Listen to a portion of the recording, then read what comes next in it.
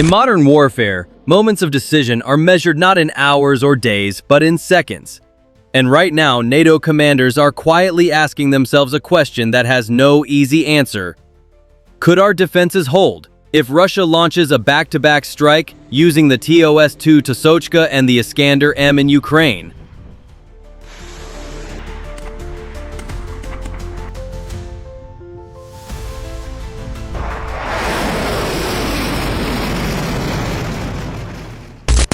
These are not ordinary weapons. The TOS-2 Tosochka is a thermobaric system capable of creating heat so intense and shockwaves so powerful that even reinforced bunkers can be rendered useless. The Iskander-M, in contrast, is a precision ballistic missile, fast, maneuverable, and extremely difficult to intercept. But what if they were used together? What if one saturated the battlefield while the other delivered a final, decisive blow? Could NATO's shield withstand that kind of assault? The possibility of Russia combining the TOS-2 Tosochka thermobaric system with the Iskander-M ballistic missile is more than just a military theory. It is a nightmare scenario for NATO planners. Both systems are designed for maximum devastation, but together, they represent a synchronized strike capability that could push even advanced Western defenses to their limits. Let's begin with the TOS-2 Tosochka. Mounted on a wheeled chassis, it can fire thermobaric rockets up to 10 kilometers away. The blast consumes oxygen, creating a vacuum effect that crushes everything in its radius. On open ground, it's terrifying. In urban warfare, it's catastrophic. Now the Iskander-M. This is a short-range ballistic missile, but short range in this context still means up to 500 kilometers. It travels at hypersonic speeds, over Mach 6, while performing evasive maneuvers in its terminal phase. This combination makes it a nightmare for air defense operators. On their own, each system can change the outcome of a battle. Together, they form what strategists call a layered offensive, a strike designed to overwhelm multiple defensive layers simultaneously. The TOS-2 Tosochka, a next-generation thermobaric rocket launcher, delivers blasts so intense they consume oxygen and create a wave of heat and pressure that can neutralize entrenched positions instantly. It is devastating against infantry, fortified bunkers, and urban defenses. The Iskander-M, on the other hand, is a precision-guided ballistic missile capable of traveling at hypersonic speeds and maneuvering mid-flight, making it extremely difficult to intercept. Individually, each poses a serious threat. Combined in a back-to-back operation, they could be used to first shatter defensive positions and then deliver a crippling follow-up strike before the defenders can recover. Ukraine's defensive network today includes American Patriot PAC-3 batteries, German Iris-T systems, and Norwegian NASAMS. These systems have proven effective against drones, cruise missiles, and some ballistic threats. But they are not invulnerable. Every air defense system has a saturation point, the moment when incoming threats arrive faster than they can be intercepted. In a double strike scenario, NATO operators could be forced to make split-second choices. Do we intercept the incoming ballistic missile? Or do we try to stop the thermobaric barrage? Do we protect the capital city? Or the frontline military hub? And here's the unsettling truth.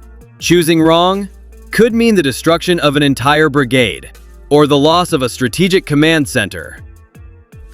NATO's current missile defense systems in Ukraine, ranging from Patriot PAC-3 batteries to Iris-T and NASAMS, are formidable, but they were never designed to handle an overwhelming, multi-layered strike in such quick succession. A double strike of thermobaric rockets, followed immediately by hypersonic ballistic missiles, could saturate detection and interception systems. Could NATO intercept both threats at once? Technically, yes. But in practice, it's far more complicated. A thermobaric rocket barrage is slower than a ballistic missile, but it often involves multiple launchers firing dozens of rockets at once. The Iskander-M, meanwhile, could be launched from hundreds of kilometers away, and arrive almost simultaneously with the rockets. This creates defense overload, forcing operators to divide their interceptors, potentially leaving gaps in coverage. And any gap, no matter how small, can lead to catastrophic damage. So the real question becomes, could NATO's command and control systems coordinate fast enough to neutralize both threats before impact? And if even one missile or rocket slips through, what would be the consequences for Ukraine's battlefield stability? Would the United States step in if Ukraine's defenses collapsed? Washington has avoided direct involvement so far, but a catastrophic strike could change that calculus. Could this lead to a wider NATO-Russia confrontation? If the damage were severe enough, escalation would be almost unavoidable. For Ukraine, the stakes are even higher. They have adapted to countless Russian missile and drone attacks. But the TOS-2 and Iskander-M combination would be unlike anything they have faced before. So far, the United States has provided advanced weapons and intelligence, but avoided direct combat. But imagine this. A Russian double strike destroys a major Ukrainian air base. NATO-supplied aircraft are damaged on the ground. Hundreds of troops are lost. Would Washington still remain a step removed from the fight? We must consider that such a strike could force the US to act, perhaps by deploying more air defense assets to NATO's eastern flank, or even enforcing limited no-fly zones over specific Ukrainian regions. But here's another question. If the US took that step, how would Moscow interpret it? Would Russia see it as defensive or as a direct act of war? War has a way of accelerating in unexpected ways. A double strike by Russia could be intended as a show of force, but it might instead push NATO closer to direct confrontation. The thin line between defensive support and active engagement could disappear overnight. NATO might respond by deploying more troops to Eastern Europe, increasing surveillance flights and expanding missile defense coverage. Russia, in turn, could see these moves as preparations for offensive action, sparking another cycle of escalation. And the most critical question of all, if both sides begin reacting to each other's moves without restraint, who stops first? Ukraine has shown remarkable adaptability. Over the past year, they have intercepted cruise missiles, destroyed drones, and even downed hypersonic Kinzhal missiles. But the TOS-2 and Iskander-M combination presents an entirely new challenge. Defending against one is hard. Defending against both in a matter of seconds requires near-perfect coordination, real-time intelligence, and enough interceptor missiles to sustain multiple waves. If Ukraine is caught off guard, the consequences could be devastating, not only militarily, but psychologically. The message from Moscow would be clear. We can still strike anywhere, anytime. This scenario is not just about Ukraine. It's about the credibility of NATO's defense promises. If a Russian double strike succeeded, it would raise difficult questions in European capitals. Are NATO's defenses truly ready for a high-intensity war? Can Western technology keep pace with evolving Russian strike capabilities? And if NATO cannot protect Ukraine fully, can it protect itself? These are not questions that politicians like to answer in public, but on the battlefield, reality is far less forgiving. For now, this remains a scenario, a what-if.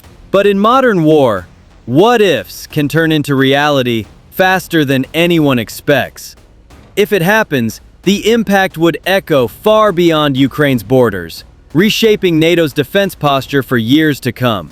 Because in warfare, the most dangerous strike is not the one you see coming, it's the one you never believed could happen. Could this trigger a wider conflict between NATO and Russia? Absolutely. A high-casualty strike on Ukraine that could be traced directly to a deliberate Russian double-strike strategy would raise NATO's collective defense posture. Even if Article 5 was not invoked immediately, the political temperature would rise sharply. Moscow might view further NATO deployments as hostile, while NATO would interpret continued Russian aggression as a direct challenge to its credibility. This is exactly the kind of escalation pathway military planners fear. This video is created for informational and analytical purposes only.